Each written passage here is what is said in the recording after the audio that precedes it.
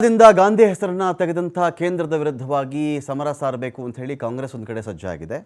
ಇದರ ಜೊತೆಗೆ ಜನವರಿ 27ರಿಂದ 29ರವರೆಗೂ ಕೂಡ ವಿಶೇಷ ಅಧಿವೇಶನವನ್ನು ಕರ್ನಾಟಕದಲ್ಲಿ ಸರ್ಕಾರ ಕರೆದಿದೆ. ಇದೀಗ 3 ದಿನಗಳ ಕಾಲ ಈ ಒಂದು ಅಧಿವೇಶನ ನಡೆಯುತ್ತೆ. ಮೊದಲ ದಿನ ರಾಜ್ಯಪಾಲರಿಂದ ಜಂಟಿ ಅಧಿವೇಶನವನ್ನು ಉದ್ಘಾಟನೆ ಮಾಡಲಿದ್ದಾರೆ ಅವರು. ಉಳಿದೆರಡು ದಿನಗಳ ಕಾಲವೂ ಕೂಡ ನರೇಗಾ ವಿಚಾರದ ಮೇಲೇ ಚರ್ಚೆ ಇರುತ್ತೆ. ಜಂಟಿ ಅಧಿವೇಶನ ಇರುತ್ತೆ, ಒಂದು ಕಡೆ ನರೇಗಾದ ಬಗ್ಗೆ 2 ದಿನಗಳ ಕಾಲ ಅವಧಿ ಇರುತ್ತೆ. ಅದರ ಬಗ್ಗೆ ಚರ್ಚೆ ಮಾಡೋಕ್ಕೆ ಕೇಂದ್ರ ಯಾಕೆ ರಾಜ್ಯಗಳ ತಲೆ ಮೇಲೆ ಈ ಒಂದು ದುಡ್ಡನ್ನು ಹಾಕಿದೆ. ಇಷ್ಟು ಪಾಲು ಯಾವತ್ತೂ ಕೇಂದ್ರ ಮಾಡಿರಲಿಲ್ಲ, ಕೇಂದ್ರವೇ ಪೂರ್ತಿ ಭರಿಸ್ತಾ ಇತ್ತು. ಉದ್ಯೋಗದ ದಿನಗಳನ್ನು ಜಾಸ್ತಿ ಮಾಡಿದಾಗ ಸಹಜವಾಗಿ ಜನಗಳಿಗೆ ಒಂದು ಹೌದಪ್ಪ ಉದ್ಯೋಗದ ದಿನಗಳನ್ನು ಜಾಸ್ತಿ ಮಾಡಿದ್ದಾರೆ, ಒಳ್ಳೆ ಕೆಲಸ ಮಾಡಿದ್ರು ಅಂತ ಅನಿಸುತ್ತೆ. ಆದರೆ 60-40 ಲೆಕ್ಕದಲ್ಲಿ ರಾಜ್ಯಗಳ ತಲೆ ಮೇಲೂ ಅದರ ಹೊರೆ ಹಾಕಿಬಿಟ್ರೆ ಗತಿ ಏನು? ರಾಜ್ಯಗಳು ಈ ಒಂದು ಹೊರೆನ ಹೊತ್ಕೊಳ್ಳೋದು ಹೇಗೆ? ಇದು ರಾಜ್ಯಗಳ ಒಂದಷ್ಟು ವಿಚಾರ ಇದೆ. ಇದು ಸಾಲದು ಅಂತ ಇದರಲ್ಲಿ ಇದ್ದಂತಹ ಮಹಾತ್ಮ ಗಾಂಧಿಯವರ ಹೆಸರನ್ನು ತೆಗೆದಿರುವುದು ಯಾಕೆ?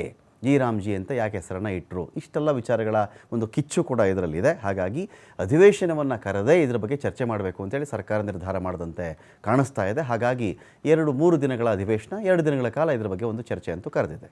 3 ದಿನ ಕರೆದಿರೋದು ಯಾಕೆ ಅಂತ ಹೇಳಿದ್ರೆ, ವಿಶೇಷ ಅಧಿವೇಶನದ ಬಗ್ಗೆ ಸಲಹೆ ಕೊಟ್ಟಿದ್ದು ಕಾನೂನು ಇಲಾಖೆ.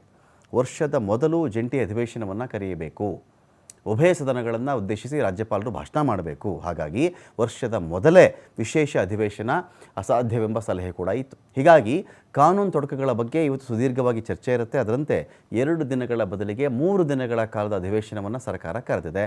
ಮೊದಲ ದಿನ ಜಂಟಿ ಅಧಿವೇಶನ ಉದ್ದೇಶಿಸಿ ರಾಜ್ಯಪಾಲರು ಭಾಷಣ ಮಾಡಲಿದ್ದಾರೆ. ಉಳಿದ 2 ದಿನಗಳ ಕಾಲವೂ ಕೂಡ ಜಿ ರಾಮ್ಜಿ ಯೋಜನೆಯ ಬಗ್ಗೆ ಚರ್ಚೆ ಇರುತ್ತೆ.